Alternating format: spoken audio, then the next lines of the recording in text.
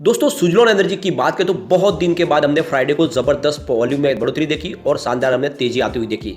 यानी आप देख सकते हो कि बहुत दिन से जो स्टॉक लगातार एक तरह से स्लिप मोड में था उसमें एक नया करंट आया और काफ़ी ज़बरदस्त तेजी के साथ में स्टॉक आगे भागा।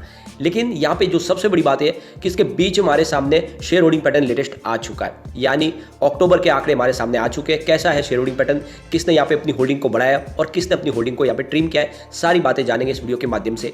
और उसके बाद में आगे की क्या रणनीति हो सकती है, क्या इस समय हमें सुजलॉन एनर्जी में नया इन्वेस्टमेंट करना चाहिए या फिर जो अपनी होल्डिंग है उसको बेच के निकल जाना चाहिए।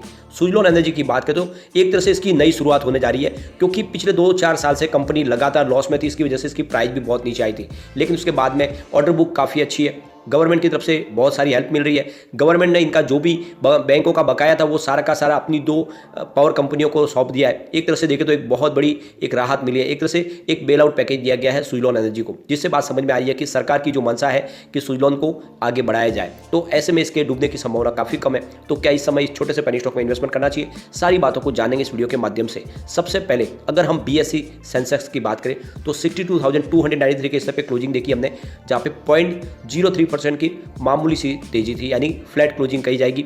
लेकिन एक तरह से देखें तो इस समय BSE Sensex all time high के आसपास है और बिल्कुल तेजी से आगे जा रहा है। इसके पीछे वजह यह है कि विश्व के काफ़ी बाजार है जो बहुत ज़्यादा दबाव में, इसके पीछे वजह है इन्फ्लेशन। लेकिन इंडिया का जो बाजार है वो काफ़ी अच्छा लग रहा है, लोगों को अट्रैक्टिव लग रहा है। यहाँ पे जिस तरह से निवेश आ रहा है लगातार, उस वजह से यहाँ पे इन्वेस्टमेंट करना लोग पसंद करें। ऐसे में नई हाई बाजार की फिर से बन सकती है। निफ्टी एनर्जी की अगर हम बात करें तो 26,452 के स्तर पे 139 पॉइंट की तेजी थी, यानी 0.53% निफ्टी एनर्जी दौड़ा। तो निफ्टी एनर्जी में ठीक तेजी थी। लेकिन अगर हम सुजलॉन एनर्जी की बात करें तो बहुत दिन के बाद बहुत ही ज़बरदस्त हमने तेजी देखी। स्टॉक 8.50 पर आ चुका है, जहाँ पे 7.59% की ज़बरदस्त हमने तेजी देखी। आप देख सकते हो इंट्राडे लो 7.85 का था। उस हिसाब से देखें तो लगभग 65 पैसे का जंप देखने को मिला है हमें एक दिन के अंदर, जो काफ़ी शानदार कहा जाएगा। और पिछले कई दिनों के बाद ये इतनी शानदार तेजी हमने देखी है। पिछले एक साल के हिसाब से अगर देखें तो अभी फिलहाल स्टॉक 40% का शानदार रिटर्न दे रहा है। 6 रुपीज़ के आसपास स्टॉक था 29 नवंबर 2021 को। यहाँ पे अगर हम सिर्फ 6 मंथ की भी बात करें तो स्टॉक के अंदर हमें 20% का पॉजिटिव रिटर्न देखने को मिल रहा है। आप देख सकते हो 27 मई को ये 7 रुपये के आसपास स्टॉक था। 1 मंथ की भी बात करें तो यहाँ पे 4.29% की अच्छी तेजी देखने को मिल रही है। 8 रुपीज़ के आसपास स्टॉक था 27 अक्टूबर को। और यहाँ पे अगर हम सिर्फ 5 दिन की भी बात करें 4.94% यानी लगभग 5% की तेजी देखने को मिल रही है। तो गिरावट थम चुकी है, ये बात तो समझ में आ चुकी है। एक साल के अंदर कहीं पर भी आपको गिरावट दिखाई नहीं दे रही है, यानी स्टॉक एक तरह से फिर से पॉजिटिव जोन में आ चुका है। और वॉल्यूम में बहुत ही ज़बरदस्त बढ़ोतरी हुई, आप देख सकते हैं। जहाँ पे एक महीने पहले इसका 8 करोड़ के आसपास वॉल्यूम था, 1 वीक पहले 10 करोड़ का वॉल्यूम हुआ था और थर्सडे को मात्र 3 करोड़ का वॉल्यूम था। बहुत ज़बरदस्त वॉल्यूम में गिरावट हुई थी। उसके पीछे वजह ये थी कि किसी बड़े फंड हाउस ने खरीदारी भी नहीं की थी। लेकिन 26 करोड़ का वॉल्यूम हुआ फ्राइडे के दिन और पूरा का पूरा गेम चेंज हो गया। बहुत ही भारी मात्रा में खरीदारी की गई है। और ये जो शेयर होल्डिंग पैटर्न का इशारा है कि जो यहाँ पे बड़े फंड हाउस इसमें से निकले थे उन्होंने फिर से री एंट्री कर लिया और अब ये स्टॉक यहाँ से दौड़ेगा। और ये जो प्राइस गिरी इसकी वजह भी हमारे सामने आ चुकी है। क्यों स्टॉक नहीं दौड़ रहा था, उसके पीछे वजह है कि DI ने यहाँ पे बहुत भारी मात्रा में बिकवाली की, FI की तरफ से भी शेयर बेचे गए और इसी वजह से हमने अक्टूबर के अंदर इसकी प्राइस को गिरते हुए देखा। लेकिन जिस तरह से फिर से फ्राइडे से जो खरीदारी शुरू हुई है, अब फिर से बड़े फंड हाउस यहाँ पे लौट आए, ये इशारा बिल्कुल समझ में आ रहा है। अब लेटेस्ट जो शेयर होल्डिंग हमारा पैटर्न सामने आ चुका है अक्टूबर का, आप देख सकते हो। अक्टूबर में प्रमोटर की होल्डिंग 14.50% दिखाई देगी, यानी जो पहले थी वही है, कोई चेंजेस नहीं है। लेकिन अगर हम FII की बात करें तो सितंबर क्वार्टर में उनकी होल्डिंग 7.84% के आसपास थी, जो इस बार घट के 6.94% हुई है। तो यहाँ पे FI ने अपनी होल्डिंग को थोड़ा सा कम कर लिया है अक्टूबर में।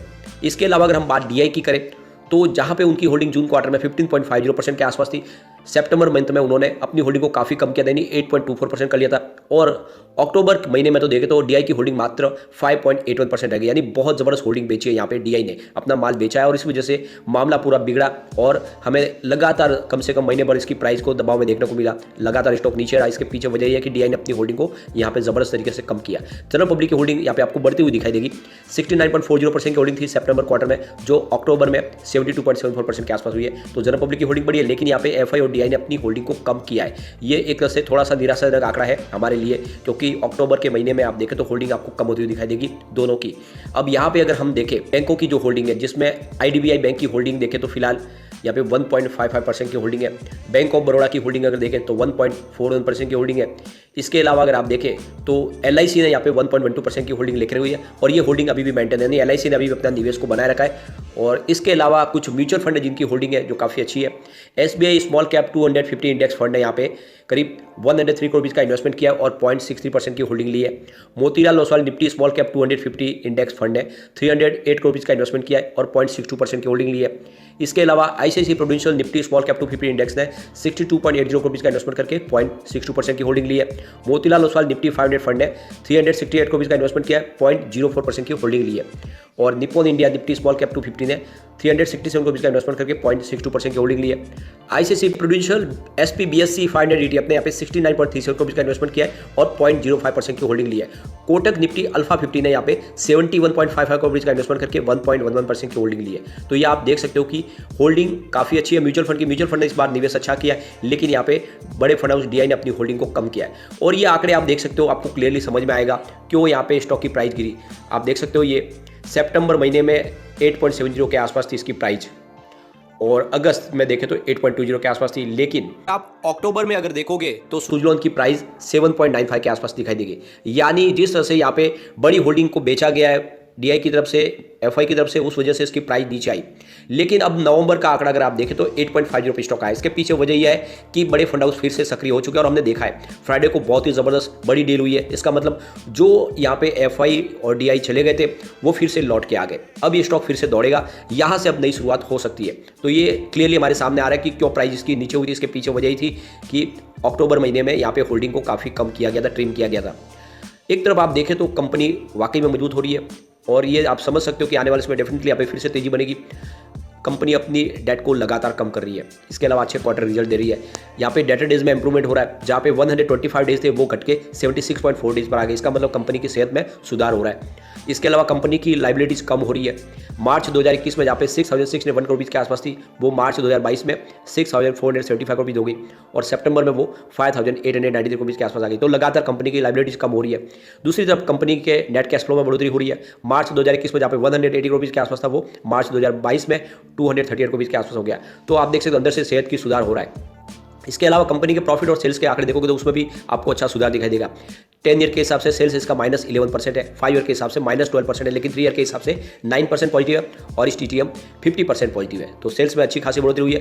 प्रॉफिट ग्रोथ को देखें तो 10 ईयर के हिसाब से 6% पॉजिटिव है, 3 ईयर के हिसाब से 25% पॉजिटिव है, लेकिन इस टीटीएम 60% पॉजिटिव है। तो सेल्स और प्रॉफिट दोनों में ही 10 साल के अंदर देखें तो सबसे शानदार इस बार प्रदर्शन आपको दिखाई देगा पिछले 10 साल के मुकाबले। उस हिसाब से देखें तो सुजलॉन बिल्कुल पटरी पे है और डेफिनेटली यहाँ पे तेजी आएगी और स्टॉक एक तरफा दौड़ेगा। तो निवेश को बनाए रखे, डरे नहीं। लेकिन फ्रेंड, कोई भी इन्वेस्टमेंट करने से पहले अपने फाइनेंशियल एडवाइजर से बारे में ले ले या अपना खुद का रिसर्च करें, क्योंकि मैंने वीडियो आपके एजुकेशनल पर्पज के लिए ही बनाया। वीडियो पसंद आए तो लाइक से जरूर कीजिए और चैनल को सब्सक्राइब कर दीजिए। Thank you.